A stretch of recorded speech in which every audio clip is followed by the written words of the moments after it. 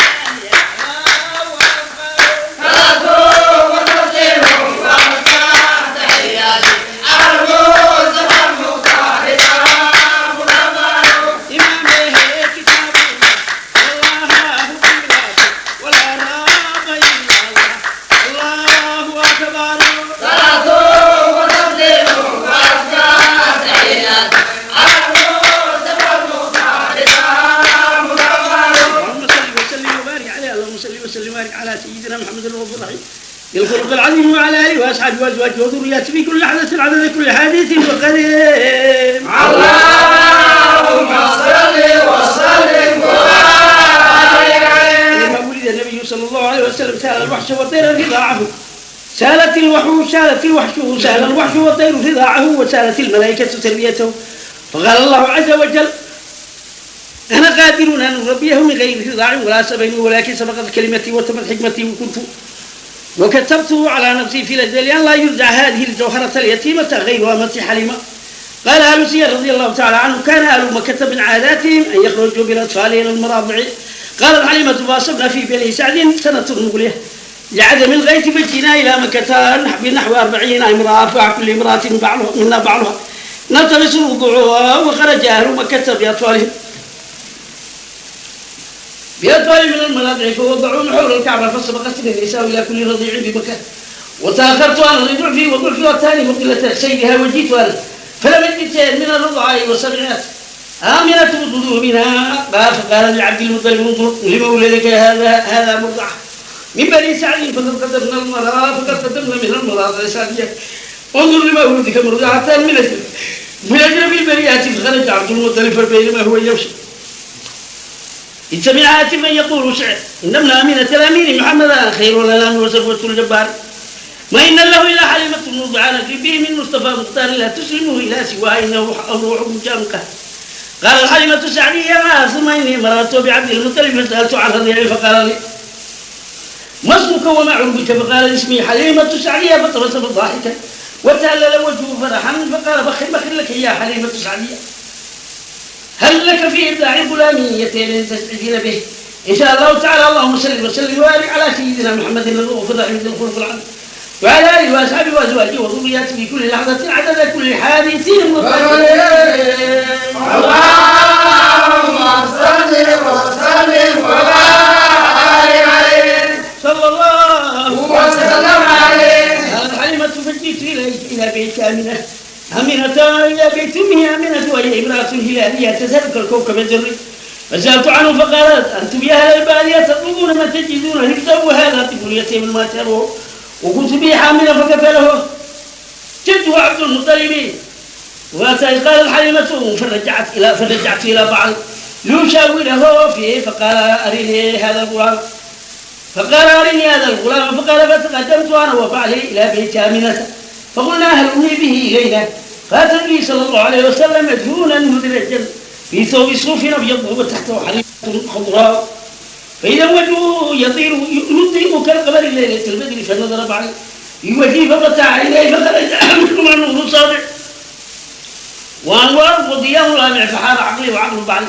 فقال: يا حليمة هذا المولود كل المنى والمقصود. فقلت له: يتيم ألا تصنع به؟ فقال: خذه فلعل الله ببركته يرزقنا إن شاء الله تعالى. وكان كذلك. قال الحليمة: فأخذته وليس في ثديي لبن والذي طول الليل يغلغلون من شدة الجوع. فلما حملت محمد صلى الله عليه وسلم وأتاني ضعيف فقوي وزال عني ما أجد من الليل. ثم وضعت ثديي فيه فسار اللبن حتى فاض وتبدد.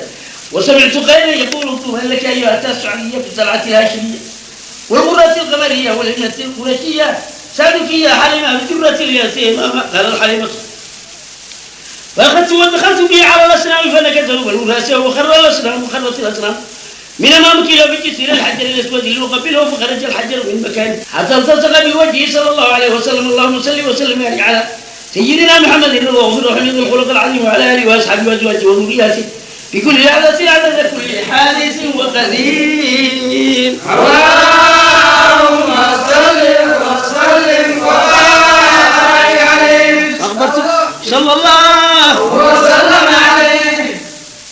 فأخبرت بعلي بذلك فقال: ألم أقل لك أنه مبارك خذيه وأنه صرف في بنا؟ قال حليمة: ومن صرف أحدهم كما صرفنا ولا ظفر أحدهم كما ظفرنا. قال: فركبت الدابة التي جئت عليها وكانت ضعيفة لا تستطيع المشي، فجعلت الدابة تستبق الدواب القافلة كلها حتى كانت النساء يقولن لي: أمسكي وتانك عما يا حليمة. قالت: ويكنت الله يمر على شجر ولا مدر إلا ويقول: السلام عليك يا خير المرسلين. وكنا لا نزل تحت شجرة يابسة الخضرات وأثمرت لوقتها ببركته صلى الله عليه وسلم رسلنا حتى أتينا منازلنا. وعندنا شويات عجاف ضعاف فأخذته يد محمد صلى الله عليه وسلم ووضعتها عليهن فترنا لوقتهن ومنذ أخذناه لم يكن لنا مصباح في الليالي المظلمة إلا نور وجهه صلى الله عليه وسلم. قالت حليمة وكنت إذا أعطيته ثدي الأيمن شرب وإذا حولته لثدي الأيسر أبى، لأن الله تبارك وتعالى ألهمه العدل حتى في الرضاعة وعلم أن له شريكا فناسفه عدلا منه. قالت حليمة وقد دعا الغيث عنا سنة كاملة من السنين فأخذناه وأخرجنا به إلى الصحراء وقلنا اللهم بحرمة هذا المولود عليك إلا ما سقيتنا الغيث يا ربنا يا معبود. قالت فإذا السماء قد غيمت واسكبت ماء كأفواه القرد. قالت حليمة فما زال عندي حتى يسر الله علي الخيرات والبركات والسعادات ببركته صلى الله عليه وسلم. ثم إنه خرج يوما مع أخيه ضمرة يرعيان غنما حول بيوتنا فبينما أنا كذلك إذا بابن ضمرة يعدو وقد علاه صفرة وهو ينادي يوم ألحق يا أخي محمدا فما أدرك تجدنه إلا مقتولا أعاذه الله من ذلك. قال حليمة فأسرعنا فإذا هو شاخص ببصره إلى السماء فلما رآني تبسم ضاحكا فضممته إلى صدري وقبلت بين يديه وقلت له حبيبي فدتك النفسي ما الذي أصابك يا بني؟ قال الله جاءني 3 نفر فأخبرها أنهم شقوا صدري وأخرجوا قلبي وغسلوه وردوه إلى مكانه والتام صدري بقدرة الله سبحانه وتعالى من غير ألم، وما أخرج الأملاك من قلبه أذى ولكنهم زادوه طولا على طول. فهو أعظم الأنبياء قدرا وأكبر همة وفقرا، لولاه ما خلق الله ملكا ولا أدار فركا ولا أطلع بدرا وأسرى به في الظلام إلى قاب قوسين وأدنى ليخلصوا بالنيل المرض. وعده 5 لم يعطيهن أحدا، وعده جوامع الكلم سبحان الذي أسرى به ليلة الإسراء وخاطبه باللسان يمسيه على لسان القدس. فأوحى إليه سرا وجهرا صلى الله عليه وسلم على آله وأصحابه سادات الدنيا وملوك الآخرة. اللهم صل وسلم وبارك على سيدنا محمد الرؤوف الرحيم ذي الخلق العظيم وعلى آله وأصحابه وأزواجه وذرياته في كل لحظة عدد كل حادث وقدير. اللهم صل وسلم وبارك عليه صلى الله وسلم عليه. بسم الله الرحمن الرحيم. صلاة الله على خير البرايا، سلام الله على نور الأنام، اللهم صل صلاة الله على خير البرايا محمد المخصص بالانعام. اللهم صل عليه. لا يبدأ في كلامي وأحمده على النعم ابتسامي، اللهم صل عليه. وأثني بالصلاة وبالسلام على خير البرية والأنام. اللهم صل عليه. يبقى خير الخلق ضرا فافضل نسل حوالي وسامي. اللهم صل عليه. الرحمن فيه سوء عنا وأخرجنا من الكرب العظام. إذا نعيش وتعدى كل عام. اللهم صل عليه. به الرحمن يسقينا ويشفي به الأجواب يغفر للأثام. اللهم صل عليه. به جاء من عليها قريش ختام الرسل الذل في الغمام. اللهم صل عليه. يعني تعال في عام محل أثار الخير فيه من وشام. اللهم صل عليه. يعني له نبي نتاه ذو بلاين ليمسحه وشفاه من السقام. اللهم صل عليه. يعني تعال بحياة ميت يعود حيا يجيب من الرجال. اللهم صل عليه.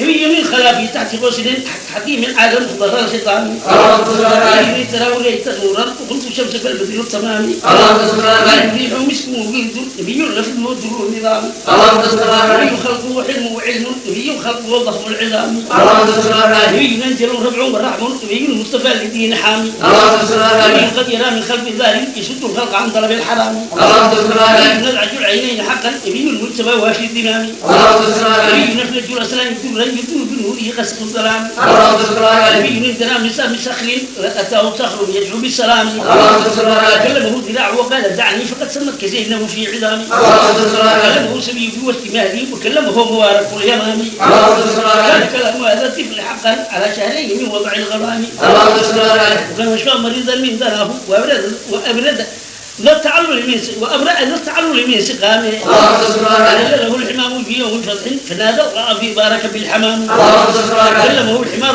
وصاح ضب بان المصطفى يتهم. اللهم صل عليه.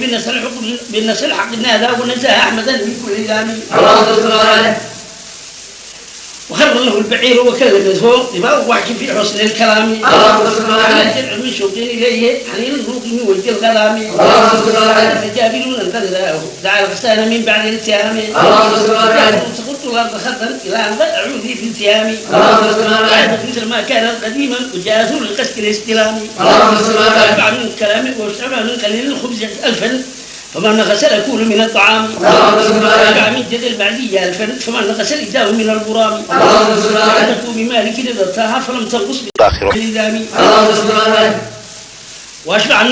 واشبع من سواد الشاة خلقا وكبقت من الانجسام اللهم صل على وأتيت بالكف منه فصار الماء من كفيه هامي اللهم صل على ألف ونسوها في حقا وكل منهم ساد وطامي اللهم صل على هذا الغاب السقيا جهارا فسب المجر سبعا في دوام اللهم صل على علي الناس بعد الياس طرا ولم تفق سامي بسجام اللهم صل على لا جاءه العرب يشكو ضراء الغيث من هذا الخيام اللهم صل على نادى ربه يا رب خفف فلاح الجو مرتفع الجهام اللهم صل على ولا الشمس من بعد العصر حتى تعلق في السماء فوق الاكام اللهم صل على وشق البدر الاعجاز ليلا فلاح الحق في طرف من طرق الشيام اللهم صل على طريقه في قعر بير ففار الماء عذبا في النظام اللهم صل على فاحت ريحه منه زمانا كريح المسك ففض عن الختام اللهم صل على وعرفوا من معبد اذا تاها وبرك في ذرات الكتهام اللهم صل على ركبوا منها بعد ياسين فاروى ركب من حرروا وامي اللهم صل على أباد المشركين في يوم بدر بكف من حصى والله ضامن اللهم صل على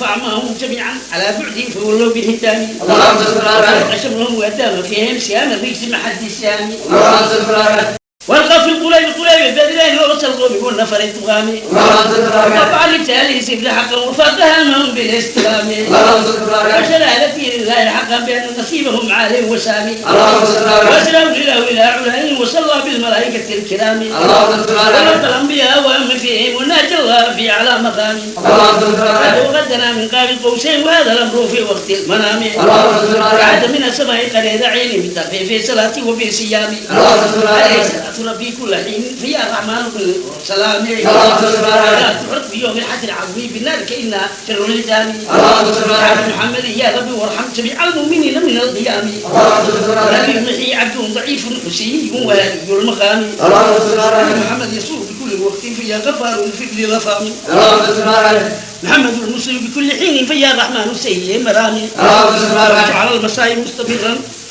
معاصي مستمرا والرجاء شفاعته في القيام اللهم صل على يا محمد منك واشفع وله قام من الحزب الليامي اللهم صل على سمعت باسمك لا تدعني بيوم الحشر وابقى في الظلام اللهم صل على نبي مثقل لظهر مني يلازم في النهار وفي المنام اللهم صل على الرحمن فاشفع لي بأهلي ولأبي والدي شيخي إمامي اللهم صل على وإخواني أصحابي جميعا وللذاكرين أهل الاهتمام اللهم صل على عليك صلاة ربي كل حين تدوم مدى الزمان بلا انصرام اللهم صل على اللهم صل وسلم وبارك عليه صلى الله وسلم عليه. قال الإمام أحمد حدثنا موسى بن داود حدثنا فلان بن سليمان حدثنا هلال بن علي على طائر بن يسار قال لقيت عبد الله بن عمرو بن العاص رضي الله عنهما قلت أخبرني عن صفة رسول الله صلى الله عليه وسلم في التوراة قال أجل والله إنه الموصوف بالتوراة ببعض صفته في القرآن يا أيها النبي إنا أرسلناك شاهدا ومبشرا والنذير وحيدا للأميين أن تعدي والرسول سميتك المتوكل ليس بفضل ولا غليل ولا سخام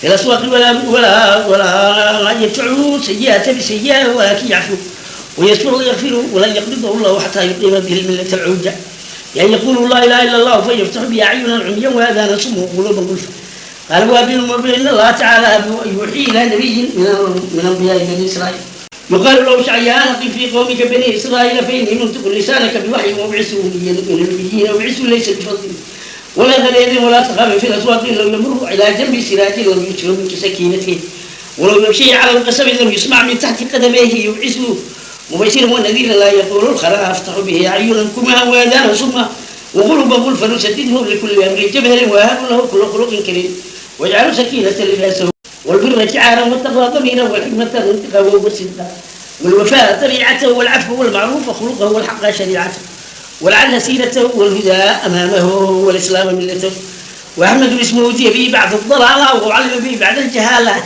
وأرفع به بعد الخمالة وأعرف به بعد النكرة وأقسم به بعد الغلة وأغني به بعد العيلة وأجمع به بعد الفرقة وأولف به بين أمم متفرقة قلوب مختلفة وهو المتشدد واستغل به في أمن من الناس عظيمة من الهلكة ويجعلهم أمة خير أمة أخرجت للناس يأمرون بالمعروف وينهون عن المنكر موحدين مؤمنين مخلصين مصدقين لما جاءت به رسله منهم التصبيح والتحميد والثناء والتكبير والتوحيد في مساجدهم ومجالسهم ومضاجعهم ومنقلبهم ومثواهم يصلون عليه قيامهم وقعودهم يقاتلون في سبيل الله صفوفهم يخرجون من ديارهم ابتغاء مرضاتي ألوفا يطهرون الوجوه والأطراف